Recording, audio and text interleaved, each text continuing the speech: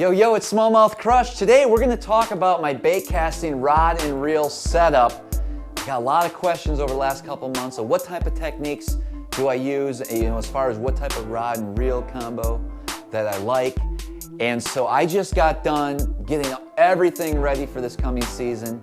I broke everything down and I thought, that'd be a great time to do a video on that. So we're going to get into it. It's all coming up.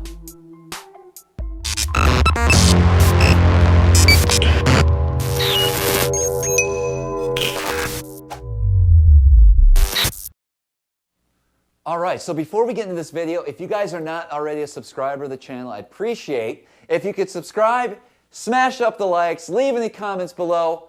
We got some really good momentum. In fact, we just hit 3,000 subscribers not too long ago. And I know in the whole YouTube fishing grand scheme of things, that's not a whole lot. But for a fairly new channel that's less than a year old, for me that's huge. We're about a month ahead as far as what I had projected. And I'm hoping that can continue. It only can continue with the help of you guys. If you can share these videos on any of your media, social media outlets, that's going to help. And, I really enjoy putting together this stuff for you guys. I hope you guys are getting something out of it for sure. So today's video is going to be all about my bait casting rod and reel setup. I did a spinning rod setup when I just started out, and I'm going to put that link below in the comments as well as at the end of the video, so you can see all my spinning rod setups, and typically that's all going to be set up for smallmouth fishing for the most part. And I might make a new one. I might need to update it, or there may be some things I want to touch base a little bit more in that. So take a look at that. Let me know what you think of that video as well. Today we're going to focus all on the different types of techniques that I use when I'm fishing a bait casting rod and reel. I got a lot of them. I have about 26 combos. Each one is for a specific reason. And I'm not even sure where to start here. I just got done getting all of my rods and reels ready for this upcoming season. And I encourage you guys to do the same. What I like to do is make sure that all the guides are working properly. There's nothing loose. I actually found 2 guides that were cracked and needed to be replaced, so I'm glad I found that before I actually started fishing hardcore for the year. There's nothing more like that just gets in my head when I get out there and I make a cast and you hear that eyelet is loose, and it's just kind of, and you know how you put it back and you take a pliers and you try to line it up, and normally it's too bent out of shape to fit back properly. Well, that happens often for me because I'm fishing a lot. I'm throwing these rods in the boat. I'm fishing big water. They get beat up. So I just want to take the time to make sure that they're right and hopefully not have any issues moving forward. Now I'll also clean it up with soap and water. I like to clean the cork. I'll use a magic eraser or a fine piece of steel wool, or just some hot water and soap with a sponge will take care of getting the dirt off the cork. The hook keeper here, sometimes some rust will build up around there, so I like to scrub that down. I'll take a Q-tip in the actual bait casting reels, clean out any dirt and grime, oil them up, lubricate them up if I have to, and I'm normally good to go. So I just got through doing all of these, and I thought now would be a really good time to talk about each and every one of them. And I don't have a specific rod or reel sponsor, okay? I paid for all this stuff on my own. Now, would I entertain the thought of having a rod sponsor? Absolutely. But they have to fit the criteria that I'm looking for. I use a variety of rods right now, but primarily we're going to be talking a lot about the Dobbins rod, so I really like Dobbins, and I also like St. Croix.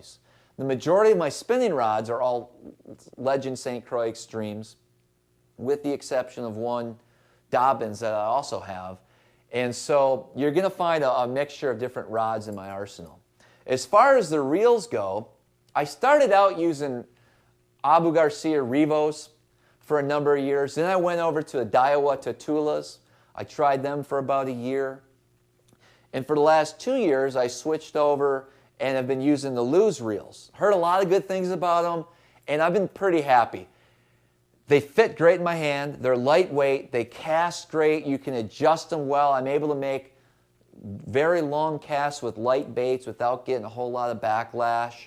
And so those are all things that are important to me when I'm looking at what type of reel I'd like to throw. And then I want to keep them all the same. I want to be able to feel the same when I'm pick up a rod. I want it to feel the same in my hand as all the other rods. So I don't have different brand name reels at all. They're all the same. They're going to be the BB1 Pro Series, or if I'm flipping or punching, I go with the heavy duty speed spool, which has a little bit different feel, but not so much that it throws me off. In fact, because I'm flipping, all my rods are going to be that same Super Duty reel on there. A little tip. So I know with 26 combos, it can get expensive. You know, these are $200, $225 a reel. What I like to do is I'll probably use these reels another year or two. There's not a lot of boat rash on them at all yet. I've taken really good care of them. I actually put, and I'll show it if I can find it, but that a protective cover when I'm not using this, when I'm storing them. And so they don't get damaged too much. And what I like to do is be able to flip these reels every 2 to 3, maybe 4 years. And how I do that is within another year or so, it'll be time to upgrade. And so I'll strip all these down and I'll sell them all. I'll sell them on Bass Boat Central or eBay or on my personal Facebook page. Hopefully I'll sell them multiple, 4 or 5 at a time. And then I take that money and I go find a dealer and I talk to him. I really just make a simple phone call. I let them know the situation. I'm going to be buying about 25 of these bait casters. What kind of deal can you get me on them? And normally, with a large order like that, you're going to be able to work out a pretty good deal with a company that's out there. And I'll buy 25 of them from them with the money that I made from selling the previous reels. Now, there will be a little difference I'll have to make up, but it's not going to be like I had to take a major hit if I was just to buy all brand new reels. So I like to flip them because if you keep this, if I keep this reel for 5 or 6 years, it's not going to be worth $150 when I sell. It's going to be worth maybe $100 or $75. So you're taking a more of a loss, and to make it up, there's more money out of your own pocket that you have to use. I do keep the majority of my gear ratio is going to be 8-to-1. All these lues are 8-to-1, I believe. And so obviously I like a fast reel. I like to be able to pick up line fast. I like to catch up to the fish fast. I like to be in control. So when I pick up that reel, I know if I have to slow it down, I just slow my retrieve down. But if I need that speed, it's still there. It's just the way I've always been doing it. Now I do have a couple other reels that are like a 5-to-4 for when I'm deep cranking, things like that. But for the most part, they're all going to be 8-to-1s. That's just how I've been doing things. So I guess let's break it down. Let's start out with cranking. So we're going to start doing a lot of cranking early season here. It's one of my favorite techniques. I found that for throwing the DT6s, a bomber, some of the Japanese crankbaits that I like to throw, some of the smaller baits that are going to dive to about 4 to 8 feet of water, some of the smaller square bills, I'm going to throw them on this Dobbins. It's a Champion Series 704. And that's a fiberglass reel, or excuse me, rod that I like to throw. And I'm not going to be able to show you the tip probably in these videos, but I just like that soft tip. I like how the rod's going to load up for me. And specifically when I'm throwing these smaller crankbaits, I found that this 704 by Dobbins is probably the perfect crankbait rod that I've used. I have a couple of them. So since I do a lot of cranking, I have the same one right here. This one has a DT6 on it. This one has a the Japanese custom crankbait that I throw a lot. And they're spooled with 10-pound fluorocarbon. I experiment with a lot of different lines, mono, fluorocarbon, braid, when I'm throwing crankbaits. I really am confident in the fluorocarbon line. And 10-pound seems to be the best for the situations that I face most often. Some of you guys will go down to 8, some will go up to 12. If there's a lot of zebra mussels, or if you're around rock, or if there's a possibility of having some severe break-offs, that's when you have to make those adjustments. But for the most part, 10-pound fluoro on those two setups work great for me. So I also have two of the Dobbins Championship Series 705s glass, and these are really great rods for when I'm throwing a square bill. Now this here square bill's pretty small. I could actually throw this on that 704. The 705 is just a little bit more beefier, and it works great for throwing those larger square bills around riprap or wood, and it still has that forgiving tip that'll allow you to fight that fish and hopefully keep those hooks in them until you get them in the boat. My line for a square bill is going to be typically a little bit heavier. I got 12 here. I'll go 12, 15, 17 if I'm fishing some real crazy wood or the potential for a break off is there and it's not really affecting the depth that I need that bait to go. I will upgrade my line, but this one's perfect for the fishing I'm going to be doing this season. 12-pound fluorocarbon, and this basically is the best square bill rod I've ever used. Now I have another one right here. This is another 704, or excuse me, this is another 705. And this one I'll actually throw rattle traps. So lipless crankbaits will go on this 704. Open water lipless crankbait fishing. I have another rod that I'll use if I'm fishing in grass. But if I'm just using a lipless in open water, just like I would a regular crankbait, I'm going to throw it on this 705 as well. And 12-pound line again is going to be the norm for me. And then what's nice about that is if you do get on a bite, say in a tournament, and it's a square bill bite, then and there's not a lipless bite, well then I'll just tie on another square bill, and that way I'll have two rods ready to go, you know, in case I run into a situation where I'm having some break-offs and I don't want to keep retying. I have one ready to go right there, and so it's always nice. It's nice to have two of the same rods. All right, so this rod here, I've been extremely impressed with. This is a Dobbins Champion XP. This is a 765 glass. This is a great rod for throwing a DT10, DT16, some of the larger crankbaits. Whenever I'm fishing, you know, 10 feet of water, 8 feet of water or more, really, I'll be throwing crankbaits like this on this rod. 12-pound fluorocarbon. Same deal. And you can throw, say, a DT20 or a DD22 on this rod. Dobbins makes a couple other deep cranking rods that I've been pretty impressed with. I don't own any because I don't do a whole lot of deep cranking. Now, if I ended up fishing a tournament on Kentucky Lake in the summertime, well, I would probably buy 2 or 3 of the deep cranking rods and start utilizing them. But for the applications I use around here, this 765 will do the job for me when I'm deep cranking. I will switch the reel out.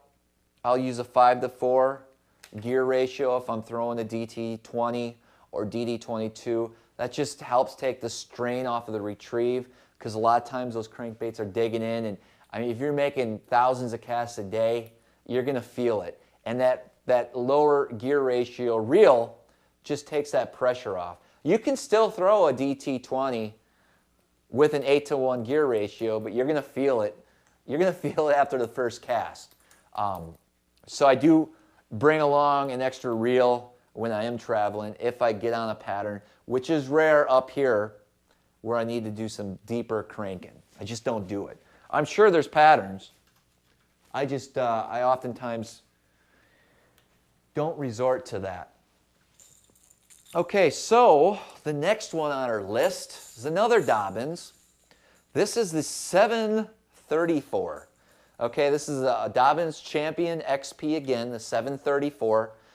This rod is amazing. This is probably my most versatile rod that I own. This one here is set up for throwing a lipless in grass. And so I'll actually use braid. This, I know this is a little heavier than I use. This is about 30. And I said, screw it, I'm not going to re-spool. I probably would prefer 20 on that for when I'm casting a lipless in grass. But this'll be just fine. I don't get on this pattern a whole lot up in this part of the country. I will throw it on the Chesapeake a little bit as well as on the Potomac. So there is a few instances when that's going to come into play for me. I also use this when I'm ripping a square bill out of grass in some of the northern lakes, which is a great technique to use.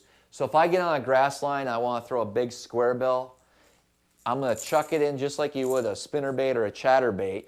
But with the action of this 743, 734, there's too many numbers. 718, 79. Okay, the 734, the tip of this is why this is so versatile. So I can throw a lipless, I can throw a square bill through the grass. It allows me to rip that bait out of the grass, rip it free, and still give me a nice soft tip. And allow to use braid, which is important when you're using that technique. Now, this 734 is not only a good rattle trap rod, a good square bill rod in the grass, it's also a really good topwater rod. So anytime I'm using a bait where I'm walking, a walking bait like a super spook, this is the rod I'm going to be throwing a super spook on. It's also a great rod for any of your swim baits, your swim jigs. I've used it to flip smaller plastics. It's just a really good all-around rod. So I own 4 of these 734s. A lot of times it's going to have braid on it, so it's going to be my topwater baits, walking baits, my crank baits. A lot of times I'll throw a swim jig if I'm fishing heavy cover with that as well. So that's that setup. Okay, so another rod that I like to use for cranking as well as topwater is this one here. This one I've had for years, probably over 10 years. When I first fished on the Elite Series, this is one of the rod sponsor that I had at the time. I don't even think they're in business anymore. But it's called Feather Sticks. And it's a 7-foot moderate action, so it's got a really good tip. I use this. I have this right now ready to go with like a DT4. I would throw a DT6 on it. It's very similar to that Dobbin 704 rod. And once we get later in the year and a topwater bite will start to form, that's when I'll switch this over and I'll just throw like a pop-ar, so like your Ricos, things like that. I use monofilament, so that's really something I've experimented with a lot, whether it be braid or just straight mono, and I go back and forth, but I've been sticking with mono, either 14 or maybe 17 pound, and it's just a great all-around rod for throwing a pop-ar. It's my favorite. It's actually this one and one other rod. Like if I was to break this or lose it, I'd be pretty devastated. I almost should retire this thing. I just have a lot of really good memories with this. I had so many fish catches, so many important fish catches. I've won a pretty good amount of money on this rod, actually.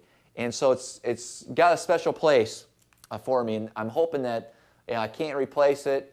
Even if I did, I mean, it's just the fact that this is still the same rod. The hook keeper's off of it. It's pretty beat up. But it's one of my go-to rods, of course, when I'm fishing topwater. I'm not going to be fishing topwater in the next month or two, so this is just set up just to have another backup crankbait rod if I was to need it. So last but not least, when it comes to crankbait fishing and what type of rods I'm using, this one here, this is my jerkbait rod.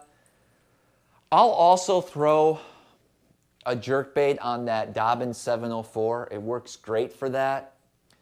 I'll also throw, if I'm ever throwing like a bigger jerkbait, like say a pointer 128, which is rare, but if I do decide to throw it, then I do like to use that 705, the rod I like to use for square bills.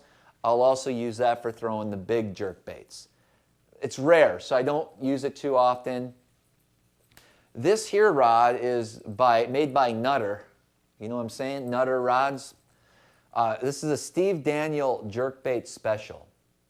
And what's unique about this, and I actually did a whole jerkbait video. I'll leave that in the description below as well. And I talk about this rod. But it has a weighted tip on it. And what this weighted tip does is it allows the tip of the rod to actually stop moving. And so I don't move the bait when I'm making the retrieve with the jerkbait, and I make that initial jerk and then the pause. It just helps in the vibration of that tip, so I don't put more movement on that jerkbait, because one of the keys to fishing a jerkbait properly is to let it sit perfectly still for a given amount of time. And that's what this rod allows me to do. It's a little bit shorter. I'm thinking this is probably, so I'm 6'2½", so it's like a 6'3", which is great when you're making a retrieve, which oftentimes is straight down. You're not slapping the water. I do slap, even as tall as I am, sometimes I do slap the water if I'm using that Dobbins 704, because it is a 7-foot rod. So I do like this. It is a little bit heavier. It is fiberglass. It's a great rod. I use this, if I'm jerkbaiting, I use this probably 80% of the time. Now, if I got a major jerkbait bite, then of course this one would have a jerkbait on, that 704 would have a jerkbait on, and I would switch those out and have more rods with the jerkbait so I can experiment with colors or different brands, things like that. But for the most part, if I'm using a jerkbait, it's going to be on this Nutter rod, Steve Daniels Special. Very hard to find. It's like a custom-made rod. You'll have to Google it, see if they're still even making these rods anymore. I've had that since like 2006, I believe, 7. Okay, now we're going to start to get into some of the reaction type rods besides crankbaits. This one here is another Dobbins. This is the Dobbins 736 CB Glass. It was designed to be the ultimate chatterbait rod. It was actually designed to compete with the Brit Height Evergreen series of rods. That's like $800 or $900 rod that he uses. It seems to be an amazing rod for throwing a chatterbait.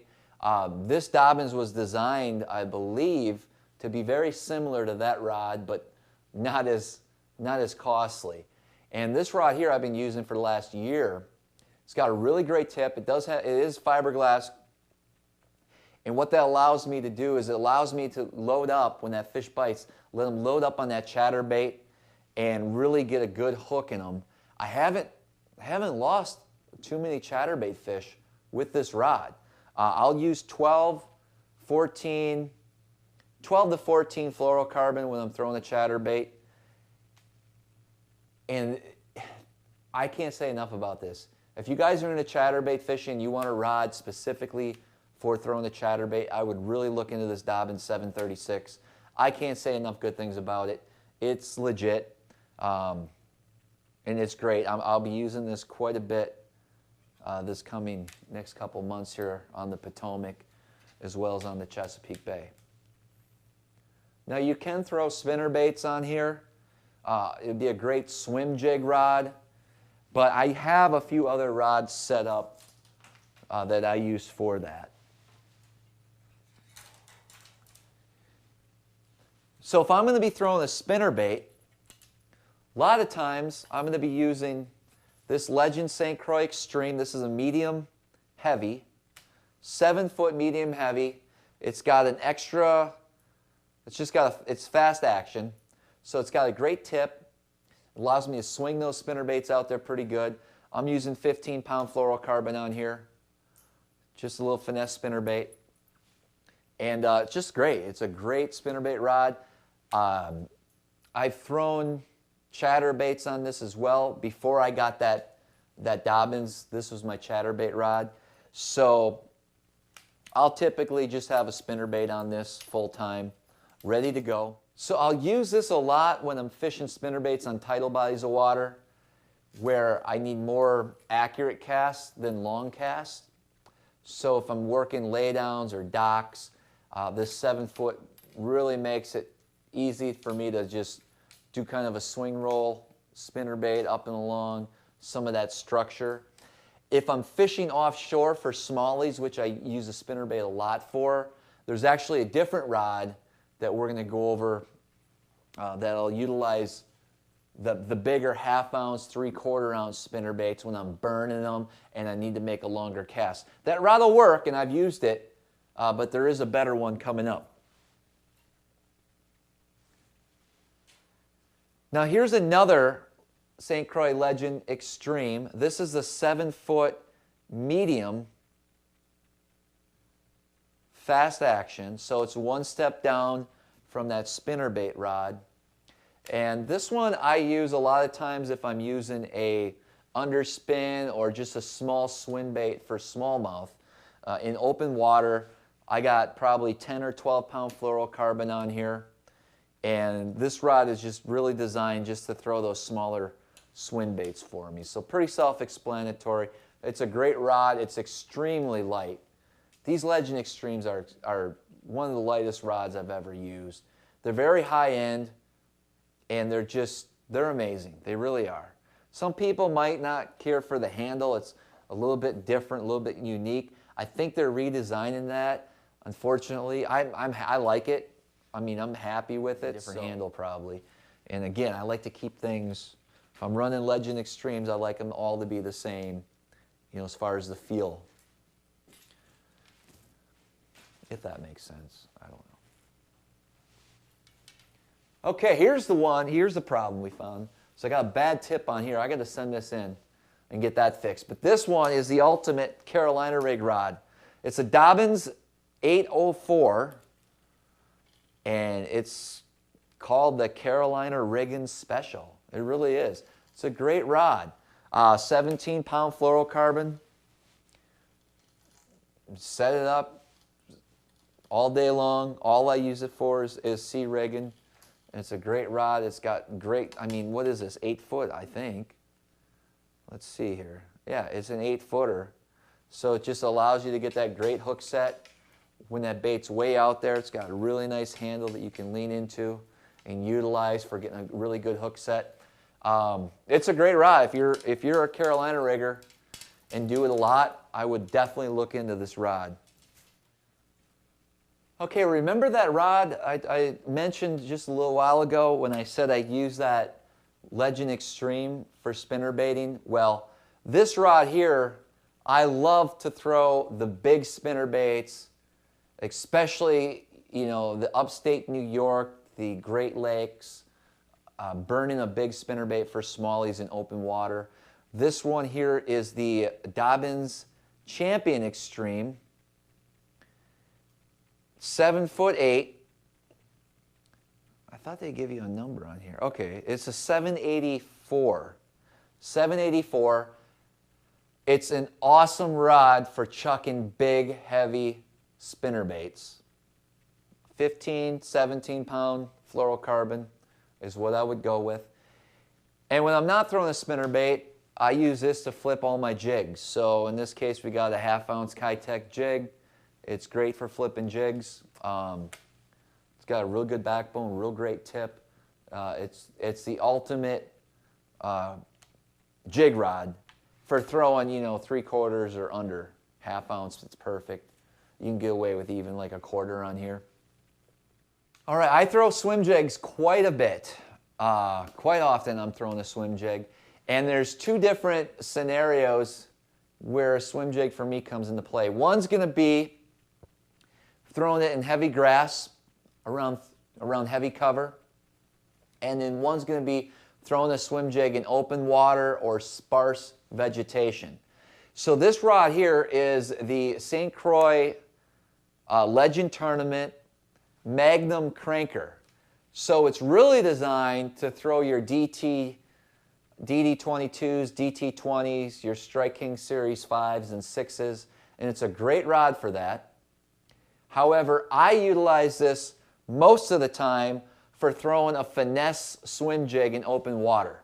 So it's got that great tip that allows that bait to load up because it's a really unique way of setting the hook and realizing you have a bite when you are fishing that finesse swim jig in open water, especially for smallmouth.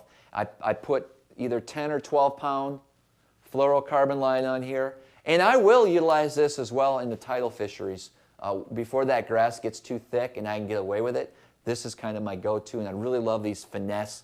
This is a dirty jig, finesse swim jig, which is a jig I've been using for years, and just have all the confidence in the world with that jig. So that's utilized on the St. Croix. Now I should talk about, I do want to talk about this rod here. So this rod, you can see I have a heavy cover swim jig. So this isn't like the finesse, this is like a serious hook, and it's got the real tough weed guard on there, so you could throw this into that vegetation, around that brush, around wood, and I got braid on here. And it's a great rod for throwing a swim jig. This rod here is probably the oldest rod I own. It's beat up. It's almost as special as that feather sticks I was talking about. Like I'd be devastated if I lost or broke this. This thing's been through it all. I've super glued the cork back in some places. You can actually see the indentation of this rod of how I hold it in my hand. Like, I use this rod a lot, and I've used it for many, many years. This is the Quantum Dean Rojas Signature Series Frog Rod. Remember when he started coming out with the Spro Frog and he was still with Quantum? This is the rod Dean Rojas designed for throwing that Spro Frog. And it's a great rod for throwing a frog, a hollow belly frog, when I need to skip it under docks or under willow trees, or when I need to skip the bait under cover. This is a great topwater frog rod as well. However, open water and thick vegetation, I've used it, it works, but I found a better rod that we're going to be talking about next when it comes to throwing topwater frogs in thick vegetation, open water. But if I'm throwing a swim jig in cover, or if I need to throw a frog around docks, or make accurate casts with it, this Dean Rojas, they don't make this anymore. You'd have to try to find this on eBay. It's an amazing. If you guys can't even see how beat up this is, probably, but it is. It's something else. I'll tell you that. I don't even know how many fish I've caught on that thing. A lot of fish have been caught on the Dean Rojas Quantum Rod. All right, here's another rod that I love to throw topwater frogs on. So besides the Dean Rojas Quantum Rod, which is great, this one here has taken its place when fishing thick, nasty slop, lily pads, things like that. This is a St. Croix Legend tournament. Basically, it's called the Sloppin' Frog or a swim jig rod. I don't understand the swim jig part. I've used the swim jig on it. I mean, maybe if I'm in Texas and it's like a hardcore, the places I'm going to use this rod, a swim jig wouldn't work that well for me. I just don't have the same feel as those other rods. You'll notice this is brand new. It's because I broke my frog rod last fall.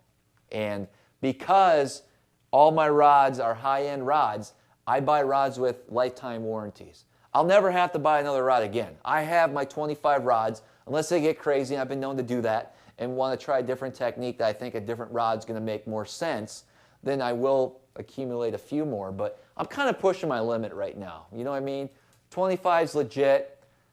I spent the years building up this inventory, putting the investment into these rods, and now what's so nice about this stuff is if you break one, you can just return it. I mean, for life. I don't ever need to buy another rod because all the Dobbins as well as these St. Croix are pretty much guaranteed for life. So this one's brand new.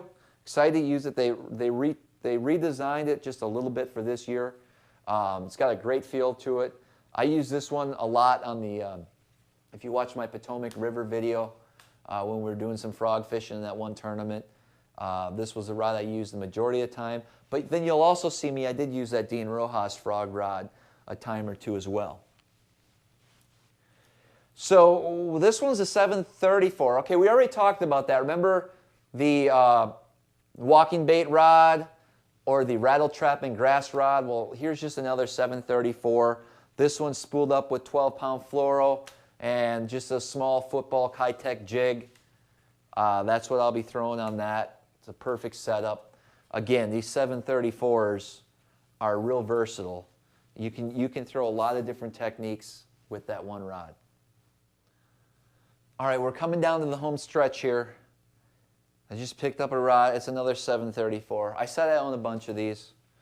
That one's got braid on, waiting for the summer walking bait bite to heat up. Here's a Dobbins 742. Okay, this was a specialty rod that I ordered specifically for throwing spoons and baits like a silver buddy in open water for smallmouth. And so it's got 12-pound fluorocarbon. It's got a great soft tip. So 742 is probably 7'4". Yes, so 7'4". It's the Dobbins Champion Extreme, so it's the higher end. It's very light, well balanced. It's a great rod for throwing a spoon or a silver buddy. It also excels well, and I use that when I'm fishing, largemouth, or if I want to use like a wacky rig Cinco. It's a great rod for wacky rigging, as well as you can Texas rig with a small weight or just Texas rig without wacky. So really, it's just a great soft plastic with just a little amount of weight type of rod. It handles that real well, and it's a great setup for me. Now that 734 that I showed you earlier, the rod that was extremely versatile, this one here, this one's great for throwing a Cinco as well, so you can get by with that.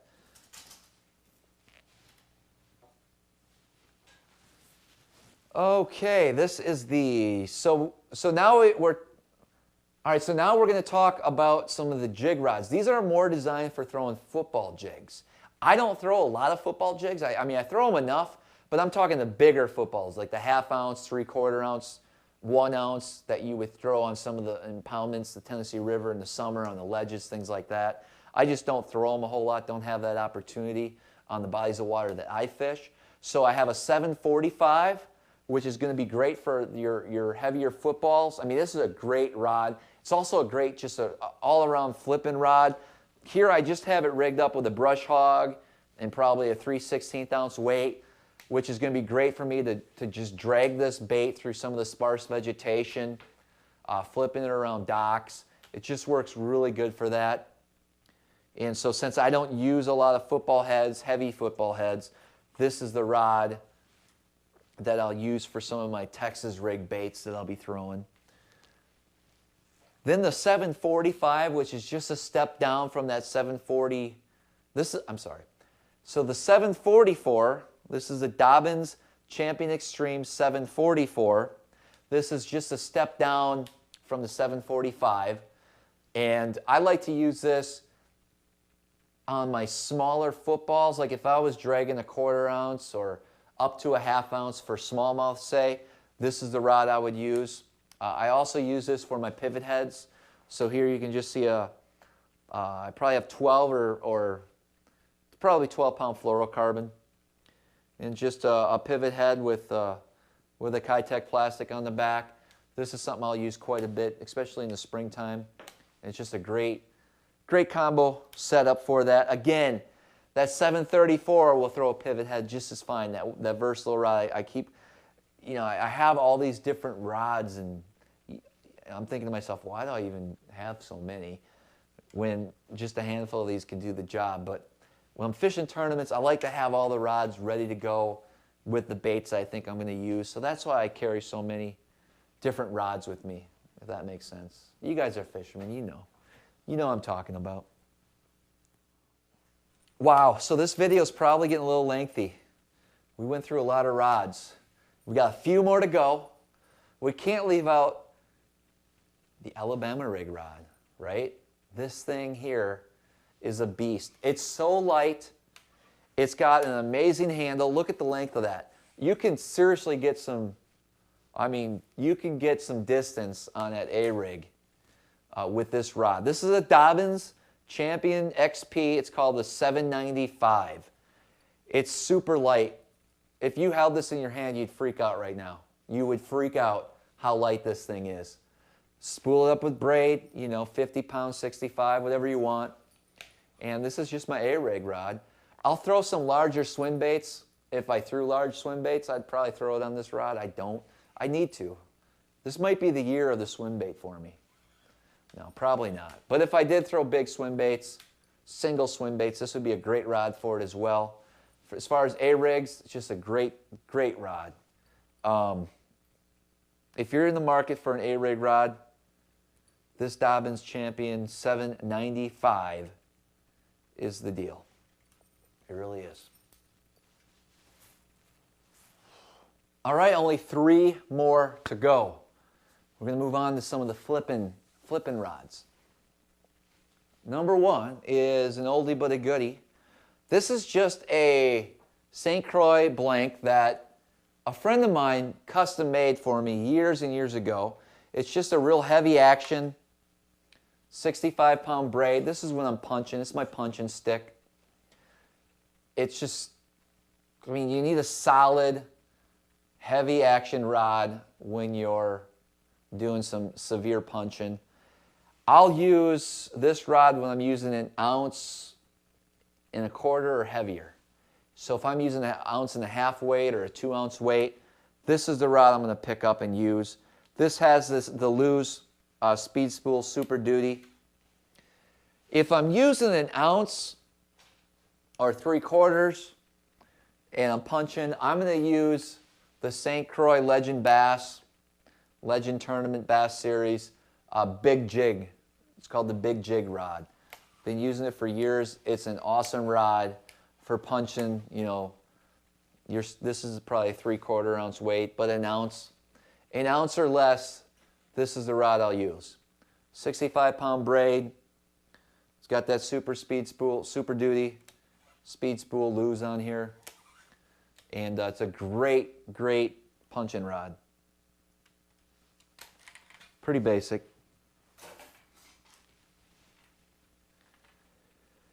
And then last is the another Dobbins. So a Dobbins Champion Extreme 795. I got 50-pound braid. And I use this for if I'm punching like a 1/2 ounce or 3/4 or really anything. If I'm just, did I say punching? If I'm flipping, 1/4 ounce, 1/2 ounce, 3/4, something somewhat light, and I'm just flipping, this is the rod of choice for me. 50-pound braid, and I got a fluorocarbon 20-pound leader. Here, as you can see, this is set up probably for clear water. Oftentimes, I won't use a fluorocarbon leader if I can get away with it. I'll just tie straight to braid. But this is a setup for now. This is a great little pitching rod. It really is. You can throw a jig on here. You can get creative with all these rods, really. But I mean, we made it. We freaking made it. I wanted to cover everything. If you guys have any questions, certainly leave in the comments below, and hopefully I can answer them for you. One last thing before we go, I want to show you how I actually care for these rods and reels and make sure I protect my investment. So I use a reel glove over my bait casters, and then of course I'll use a rod sleeve, which everyone knows what a rod sleeve is, but this is how I roll with them. I actually take out, in my boat, it came with a rod tube, so I could fit the rods in there. I just take that stuff out and leave it a big empty space. That allows me, I'll be able to fit all 25 of these bait casters, plus my spinning rods, in one locker, especially if they're set up just like this. I just stack them and lay them on top of each other. It works out great. Awesome setup. I would recommend this type of protection on your rods and reels moving forward. I know it's helped with boat rash, you know, clinging together, just traveling, throwing them in the car if you're fishing with another buddy. This whole system works great for me. I don't know, what else can I say? It's pretty basic. Check out the spinning rod video I did a few months ago. That'll be linked below as well. If you want to see my setup for smallie fishing, as well as largemouth, but all my spinning rods and how I utilize them are in that video. And we're good to go. Appreciate it, guys. Until next time, we'll see you guys on the water.